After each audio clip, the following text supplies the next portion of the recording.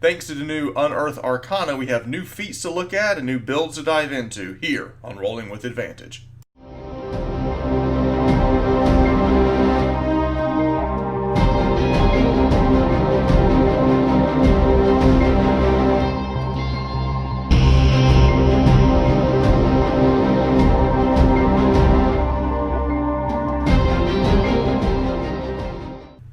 Now, before we dive into this week's Unearthed Arcana, just know this is playtest material, so be sure you get your DM's permission before adding this to any of your builds. Now, what we're going to do today is we're going to fly through, we're going to look at all of these. I'm going to give you kind of the lowdown on what they do, how they can be used, maybe some build ideas, and I'll tell you the ones that I think are really, really good and the ones I'm not so sure about. The first one we're going to take a look at is going to be the Artificer Initiate.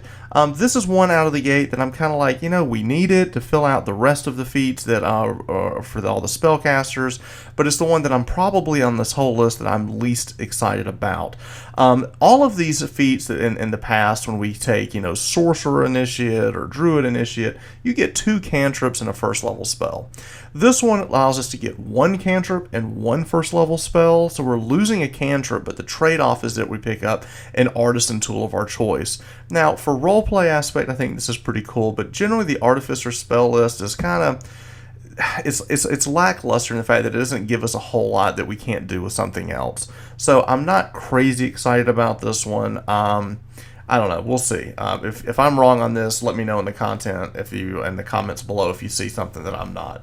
Now, the next one we're going to take a look at is Chef. Now, this one I am excited about because we're finally getting some more play around crafting, which I'm excited about. And also, this allows us to get a +1 to Constitution and Wisdom, either or. And it also gives us proficiency with cooking utensils. It also gives us the ability to where we can actually aid our party by cooking meals for them during our short rest. So as they're healing in a short rest between combat, they get an extra D8 hit points when they eat our food. You also can make little snacks for them to eat in combat to give them little temporary HP bonuses. I like this design space a lot. I would love to see this expanded. I love the idea of having a chef in the party. Maybe you put this as an NPC, kind of following the party around, a good support character. I like this design a lot, and I want to see this expanded upon. Next is Crusher. Now, I'm going to go ahead and tell you, there are 2 or 3 feats on this list that I think immediately are amazing, and Crusher is one of them. We get 3 new feats in this whole list that are specific to each type of martial weapon damage. We've got one for bludgeoning, one for piercing, one for slashing. Now, the bludgeoning one, in my opinion, is by and far the best. What this does is it allows us to, when we take it, we get a +1 to strength and dex, which we'll see with all 3 of those feats. And each one of these has an effect whenever you hit somebody that you can use once per turn, and then it has another effect that goes off if you land a critical strike. Crusher allows us to once per turn when we hit someone with a bludgeoning damage, you can move them 5 feet to unoccupied space. So immediately I'm thinking Monk for Crusher because your unarmed attack is bludgeoning damage, or you could use a quarterstaff or something like that. And I just love the idea that we can move people around the battlefield. The other big thing is if you land a critical hit, attack rolls against that creature are made with advantage until the end of the next turn. That's for everybody in your party. That is crazy good. So I think this feat is so good, I wonder if we're going to see a lot of two-handed maul play at tables. Usually the axe or sword is what we see. We don't see the maul too often, but now I think that's going to change. Crusher is an amazing feat. I'm excited to see what this looks like. And the first time I see a monk roundhouse kick somebody off the side of a bridge or something using this feat, I'm going to be super excited. I love Crusher. All right. Next, we have Eldritch Adept. Now, what this allows us to do, and this is something we're going to see throughout all of these new feats, is that they're trying to take little things that people used to multi-class for and give them an easier way to get it using a feat. This allows you to take an Eldritch Invocation as a feat. Now, I think this is really good if you are a warlock because you get an additional invocation. You also, you can't take something unless you meet the prerequisite or you are a warlock.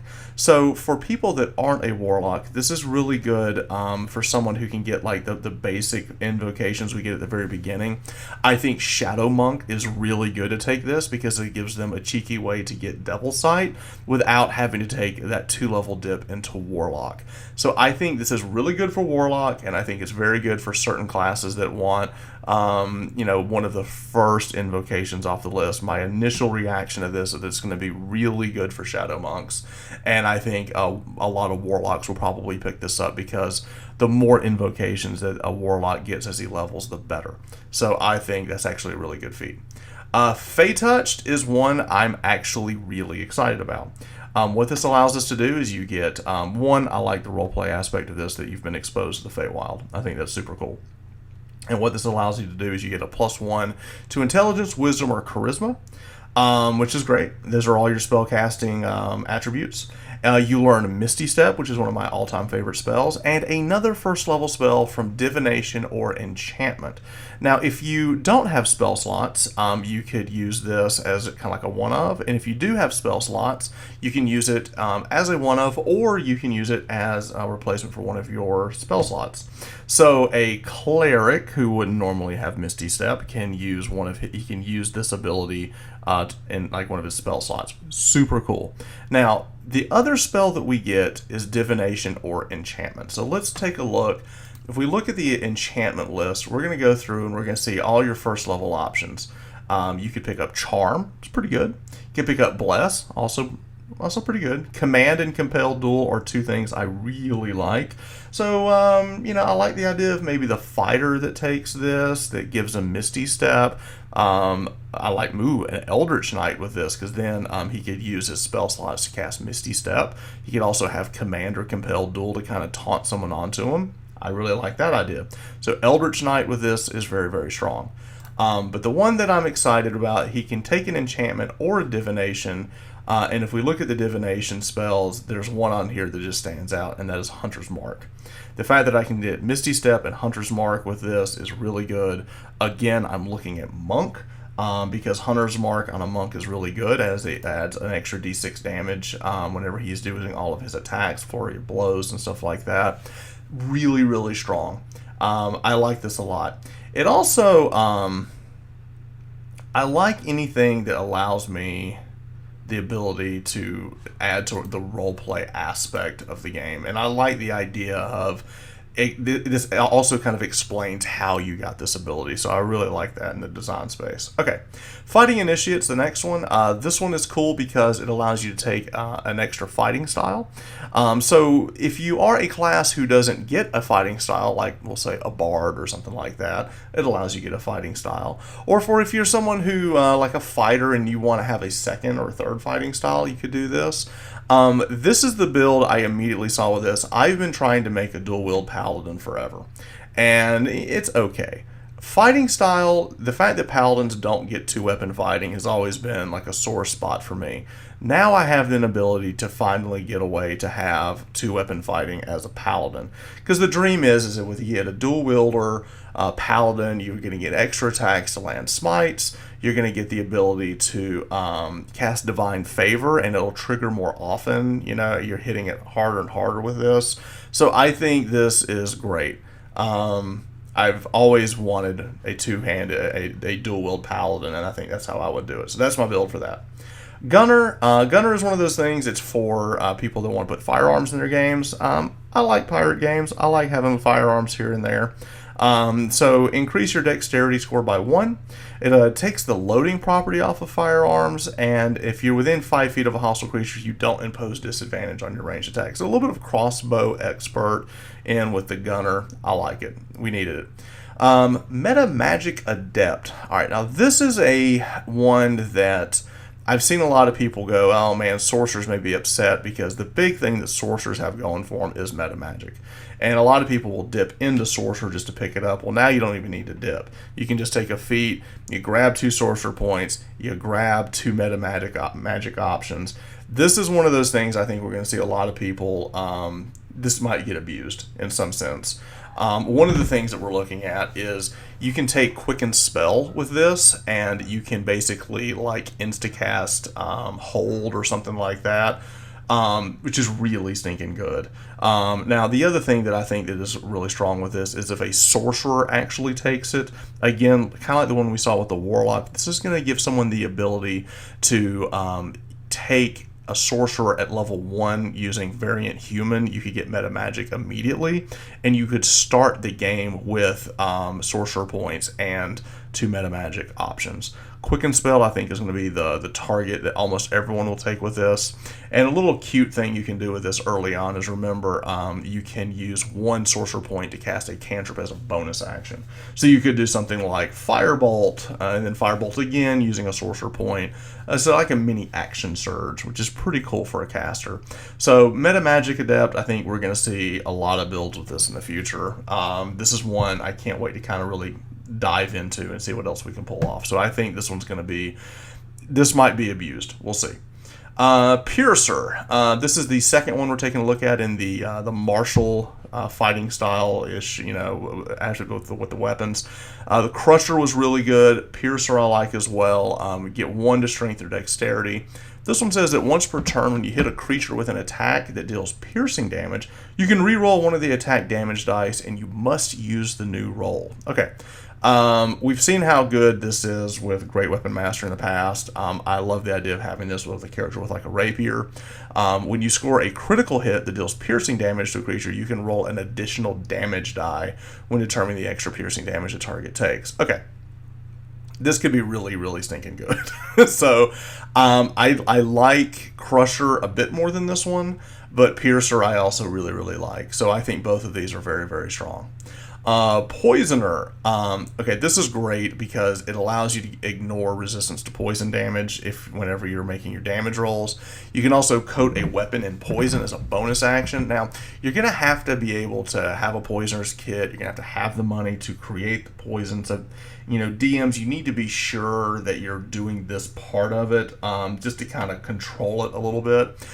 Because it's ridiculously good. Once applied, whenever they hit with a weapon, whoever they hit has to make a Constitution saving throw, or they take 2d8 poison damage and become poisoned until the end of their next turn, which is a very good status effect to put on someone.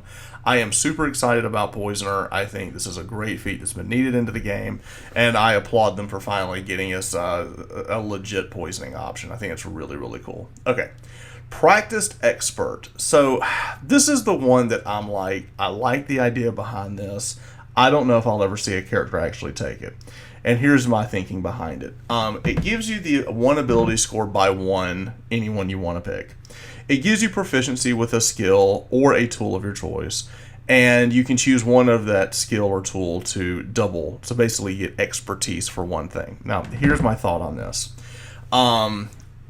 A character who wants to take this is generally going to be a rogue or a bard anyway, and they're already going to have expertise.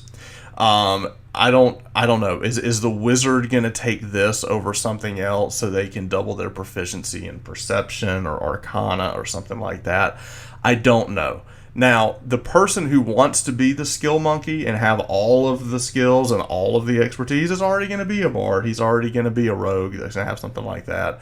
So maybe a bard taking this and doubling down on some of that, you could have one character that just has every skill in the game. It's very possible. I've seen builds around it. So I think this may be something that a bard could take. A lore bard with this would be pretty hilarious. Just no matter the occasion, he knows something about everything. So your bard can be a jack of even more trades. So that's kind of my thought on that one. I don't know if this will ever see the table. I would love to see it if it did.